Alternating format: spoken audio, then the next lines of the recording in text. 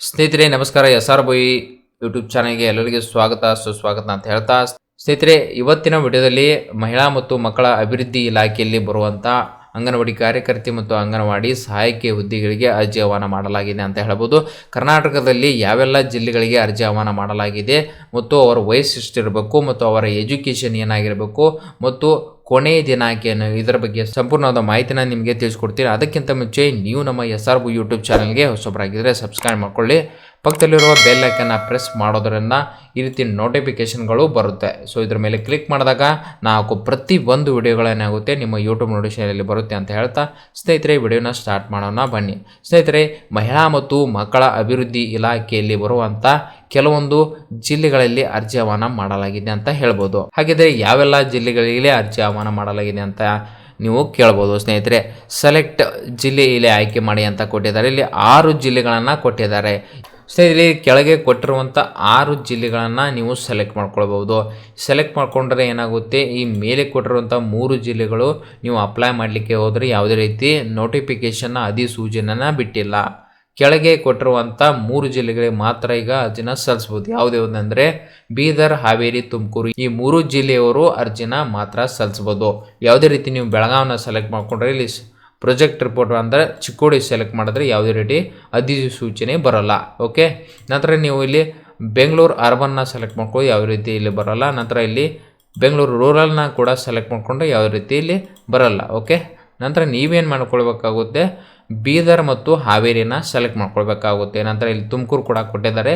So ಇವು ಎಲ್ಲ ಕೂಡ ಏನಾಗ್ತಾಯಿದೆ, ಇಲ್ಲಿ ನೋಟಿಫಿಕೇಷನ್ ಬರ್ತಾಯಿದೆ. ಸೊ ತುಮಕೂರಲ್ಲಿ ಬರುವಂಥ ಪ್ರಾಜೆಕ್ಟ್ ಆಯ್ಕೆ ಮಾಡಿ ಅಂತಂದರೆ ಅದನ್ನು ಸಿರಾ ಅಂತ ಸೆಲೆಕ್ಟ್ ಮಾಡ್ಕೊಂಡ್ರೆ ಸೊ ಇಲ್ಲಿ ನೋಟಿಫಿಕೇಷನ್ ಬರುತ್ತೆ. ಸೊ ಏನಾಗುತ್ತೆ, ST ಕ್ಯಾಟಗರಿಗೆ ಇಲ್ಲಿ ಅರ್ಜಿನ ಸಲ್ಲಿಸ್ಬೋದು. ಅದೇ ರೀತಿ ಇಲ್ಲಿ ಬೀದರ್ನ ಸೆಲೆಕ್ಟ್ ಮಾಡ್ಕೊಂಡ್ರೆ ಸೊ ಯಾವುದೇ ರೀತಿ ಇಲ್ಲಿ ನೋಡಿ ಯಾವುದೋ ಒಂದು ಪ್ರಾಜೆಕ್ಟ್ನ ಸೆಲೆಕ್ಟ್ ಮಾಡ್ಕೊಡ್ತೀನಿ. ಓಕೆ, ನಂತರ ಇಲ್ಲಿ ನೋಟಿಫಿಕೇಷನ್ ಬರುತ್ತೆ. ಕ್ಲಿಕ್ ಮಾಡಿದಾಗ ಏನಾಗುತ್ತೆ, ಇದು SC ಕ್ಯಾಟಗರಿ ಅಂತ ಬರುತ್ತೆ. ಅದೇ ರೀತಿ ಬೇರೆ ಇಲ್ಲಿ ಬಸವನ ಕಲ್ಯಾಣ ಅಂತ ಇದೆ ನೋಡಿ, ಅದನ್ನು ಸೆಲೆಕ್ಟ್ ಮಾಡ್ಕೊಂಡಾಗ ಸೊ ಆಟೋಮೆಟಿಕ್ಕಾಗಿ ಜನರಲ್ ಕ್ಯಾಟಗರಿ ಬರುತ್ತೆ. ಓಕೆ, ಈ ರೀತಿ ಆಟೋಮೆಟಿಕ್ಕಾಗಿ ಅವರು SC ಅವರ ಅಂದರೆ ಇಲ್ಲಿ ಪ್ರಾಜೆಕ್ಟ್ನ ಅಧಿಸೂಚನೆ ಸೆಲೆಕ್ಟ್ ಮಾಡಿಕೊಂಡ್ರೆ ಅಂಗನವಾಡಿ ವರ್ಕರ್ ಆಟೋಮೆಟಿಕ್ಕಾಗಿ ಡಿಫಾಲ್ಟ್ ಆಗಿರುತ್ತೆ. ನಂತರ ಅದು ಯಾವ ಕ್ಯಾಟಗರಿಗೆ ಬರುತ್ತೆ ಅಂತ ಇಲ್ಲಿ ತೋರಿಸುತ್ತೆ. ನೋಡ್ಬೋದು ಇಲ್ಲಿ ಇದು ಯಾವ ಕ್ಯಾಟಗರಿ ಅಂದರೆ ಇತರರು ಈ ಕ್ಯಾಟಗರಿಗೆ ಬರ್ತಾರೆ ಅಂತ ತೋರಿಸುತ್ತೆ. ನಂತರ ನೋಡಿ ಇಲ್ಲಿ ನೀವು ಏನಾದರೂ ಇಲ್ಲಿ ನೋಡಿ ಸೀರಾ ಅಂತ ನೋಡಿ, ಇಲ್ಲಿ ಈ ತುಮಕೂರು ಅಂತ ಸೆಲೆಕ್ಟ್ ಮಾಡ್ಕೊಳ್ತೀನಿ. ಇಲ್ಲ ಬೀದರ್ ಇರಲಿ ಬಿಡಿ, ಬೀದರಲ್ಲಿ ಬರುವಂಥ ಹೊನ್ನಬಾದ್ ಅಂತ ಇದೆ, ಅದು ಅಧಿಸೂಚನೆ ಮೇಲುಗಡೆ ಸೆಲೆಕ್ಟ್ ಮಾಡಿಕೊಂಡ್ರೆ ಇಲ್ಲಿ ಏನಾಯಿತು, ಇಲ್ಲಿ ಇವಾಗ ಏನಾಯಿತು, ಅಂಗನವಾಡಿ ವರ್ಕರ್ ಇಲ್ಲಿ ಡಿಫಾಲ್ಟ್ ಆಗಿರುತ್ತೆ. ನಂತರ ಇಲ್ಲಿ ಜನರಲ್ ಕ್ಯಾಟಗರಿ ಬರಲಿಲ್ಲ, ಇವಾಗ ಏನು ಬಂದಿದೆ, ಪರಿಶಿಷ್ಟ ಜಾತಿ ಅಂದರೆ SC ಕ್ಯಾಟಗರಿ ಅವರಿಗೆ ಇದಕ್ಕೆ ಅಪ್ಲೈ ಮಾಡ್ಬೋದು ಅಂತ ಬರುತ್ತೆ. ಓಕೆ, ನೋಡಿ ಇದರಲ್ಲಿ ಇನ್ನೊಂದು ನೋಟಿಫಿಕೇಷನ್, ಇದು 1ನೇ ನೋಟಿಫಿಕೇಷನ್ನ ಕ್ಲಿಕ್ ಮಾಡಿದ್ರೆ ವರ್ಕರ್ ಅಂತ ಬಂತು. ಅದೇ 2ನೇ ನೋಟಿಫಿಕೇಷನ್ ಸೆಲೆಕ್ಟ್ ಮಾಡಿಕೊಂಡ್ರೆ ಹೆಲ್ಪರ್ ಅಂತ ಬರುತ್ತೆ. ಸೊ ಒಟ್ಟು ಹುದ್ದೆಗಳು ಅಂತ ಬಂದಾಗ ಅಂಗನವಾಡಿ ವರ್ಕರ್ ಹುದ್ದೆಗಳು 39 ಇದೆ. ಅಂಗನವಾಡಿ ಹೆಲ್ಪರ್ ಅಂತ ಬಂದಾಗ, ಅಂಗನವಾಡಿ ಹೆಲ್ಪರ್ ಅಂದರೆ ಯಾರು ಇಲ್ಲಿ ಕೊಟ್ಟಿದ್ದಾರೆ ನೋಡಿ, ಅಂಗನವಾಡಿ ಕಾರ್ಯಕರ್ತೆಯರು ಬೇರೆ ಬರ್ತಾರೆ. ನಂತರ ಅಂಗನವಾಡಿ ಸಹಾಯಕರು ಅಂದರೆ ಯಾರು, ಅಂಗನವಾಡಿ ಹೆಲ್ಪರ್ ಅಂತ ಹೇಳ್ಬೋದು.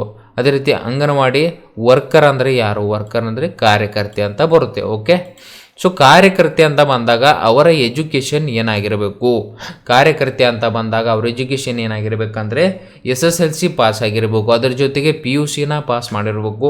CCA ಅಂತ ಡಿಪ್ಲೊಮಾ ಕೋರ್ಸ್ ಕೂಡ ಇರುತ್ತೆ, NTTT ಕೋರ್ಸ್ ಇರುತ್ತೆ, ಅಂದರೆ JOC ಇದನ್ನು ಕಂಪ್ಲೀಟ್ ಮಾಡಿರಬೇಕಾಗುತ್ತೆ. ಓಕೆ, ಸೊ ಯಾವುದಾದ್ರು ಒಂದು ಅಂದರೆ SSLC ಜೊತೆಗೆ PUC ಇಲ್ಲ ಅಂದರೆ ಇದು ಯಾವುದೋ ಒಂದು ಕೋರ್ಸ್ನ ಮಾಡಿದ್ರು ಕೂಡ ನೀವು ಅರ್ಜಿನ ಸಲ್ಲಿಸ್ಬೋದು. ನಂತರ ನೀವು ಕೇಳ್ಬೋದು, ಅಂಗನವಾಡಿ ಸಹಾಯಕ ಹುದ್ದೆಗಳಿಗೆ ನಿಮ್ಮ ಎಜುಕೇಷನ್ ಏನಾಗಿರ್ಬೇಕಂದ್ರೆ SSLC ಅಂದರೆ 10ನೇ ತರಗತಿ ಪಾಸ್ ಆಗಿದ್ದರೆ ಸಾಕು, ನೀವು ವರ್ಕರ್ಗೆ ಅರ್ಜಿನ ಸಲ್ಲಿಸ್ಬೋದು. ಅಂದರೆ ಅಂಗನವಾಡಿ ಸಹಾಯಕಿ ಹುದ್ದೆಗಳಿಗೆ ಅರ್ಜಿನ ಸಲ್ಲಿಸ್ಬೋದು. ಓಕೆ, ನಂತರ ವಯಸ್ಸು ಅಂತ ಬಂದಾಗ ನಿಮ್ಮ ಕನಿಷ್ಠ ವಯಸ್ಸು ಏನಾಗಿರಬೇಕು, 19 ವಯಸ್ಸು ಮತ್ತು 35 ಗರಿಷ್ಠ ಇರುತ್ತೆ. ಅದರ ಒಳಗೆ ಬರುವಂಥ ಮಹಿಳಾ ಅಭ್ಯರ್ಥಿಗಳು ಅರ್ಜಿ ಆಹ್ವಾನ ಮಾಡಲಾಗಿದೆ ಅಂತ ಹೇಳ್ಬೋದು. ಅವರು ಮಾತ್ರ ಅರ್ಜಿನ ಸಲ್ಲಿಸ್ಬೋದು. ಅದರಲ್ಲಿ ಮಂಗಳ ಮುಖಿಯರು ಕೂಡ ಬರ್ತಾರೆ, ಅಂದರೆ ಫೇಮೇಲ್ ಕೂಡ ಅಂದರೆ ಸ್ತ್ರೀಯರು ಅಂತಾರೆ. ನಂತರ ಟ್ರಾನ್ಸ್ಜೆಂಡರ್ ಅಂದರೆ ಮಂಗಳ ಮುಖಿಯರು ಕೂಡ ಅದನ್ನು ಅರ್ಜಿನ ಸಲ್ಲಿಸ್ಬೋದು. ಓಕೆ, ಸೊ ಬೇರೆ ಬೇರೆ ಮೀಸಲಾತಿಗಳು ಕೂಡ ಇದರಲ್ಲಿ ಬರುತ್ತೆ. ಹಾವೇರಿಯನ್ನು ಸೆಲೆಕ್ಟ್ ಮಾಡ್ಕೊಳ್ಳೋಣ. ಶಿಗ್ಗಾಂವ್ ಸೆಲೆಕ್ಟ್ ಮಾಡಿ ಅಧಿಸೂಚನೆ ಸೆಲೆಕ್ಟ್ ಮಾಡ್ಕೊಳ್ಳೋಣ. ವರ್ಕರ್ ಬರುತ್ತೆ, ಸಬ್ಮಿಟ್ ಮೇಲೆ ಕ್ಲಿಕ್ ಮಾಡ್ಕೊಳ್ಳೋಣ.